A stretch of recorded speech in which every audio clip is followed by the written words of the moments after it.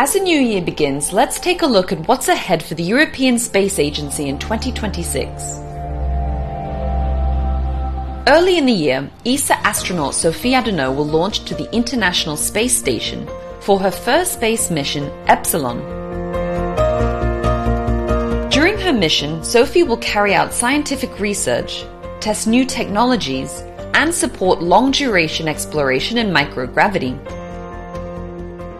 Europe's navigation capabilities take a step forward as the first Galileo second-generation satellites enter the final phase of system testing.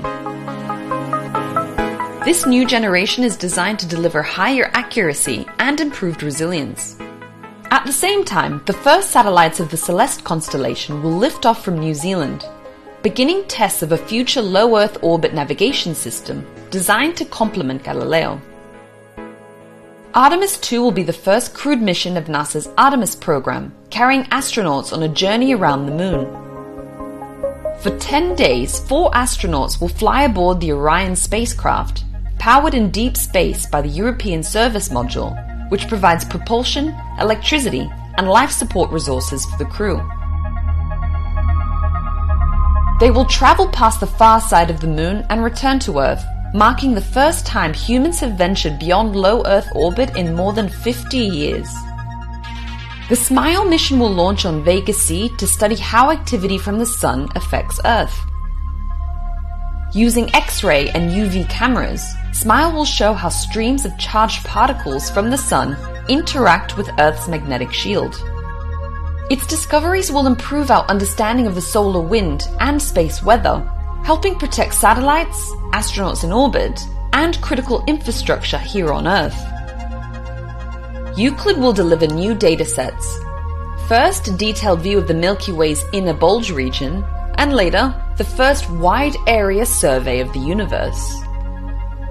By mapping how billions of galaxies are arranged across space and time, Euclid will shed light on 2 cosmic mysteries: dark matter and dark energy. The Plato mission is undergoing final tests and is on track to launch on Ariane 6. Once in space, its 26 precision cameras will observe more than 150,000 stars simultaneously, searching for Earth-like planets around Sun-like stars. By measuring tiny changes in starlight, Plato will not only discover new worlds, but also reveal how stars work on the inside. Ariane 64, the heavy-lift version of Ariane 6, will make its first flight, capable of carrying more than 20 tons into low Earth orbit. Standing over 60 meters tall and powered by 4 solid boosters, it will double performance to low Earth orbit, increasing flexibility and European launch capability. In August, a total solar eclipse will be visible across Europe for the first time since 1999. Parts of Greenland, Iceland, and Spain will be plunged into darkness for over 2 minutes, while much of Europe will see a partial eclipse. ESA will host public and educational events across Europe, bringing people together to experience the eclipse with experts and discover how it's seen from both the ground and from space through ESA's missions. For Earth observation, FLEX will launch to study global plant health by detecting the faint fluorescence plants emit during photosynthesis.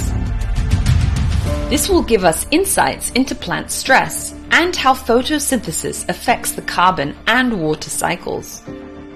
The third Copernicus Sentinel-3 satellite, launched on the same rocket, will continue measuring Earth's oceans, land, ice, and atmosphere on a global scale. After a long journey, Hera will finally arrive at Dimorphos, the first satellite to have had its orbit changed by humankind, following a collision with NASA's DART mission. To reach it, Hera will perform its second deep space maneuver to precisely line itself up. Once in position, Hera will closely study the impact crater DART left on Dimorphos, probe the asteroid's interior, and help us learn how to better protect Earth in the future.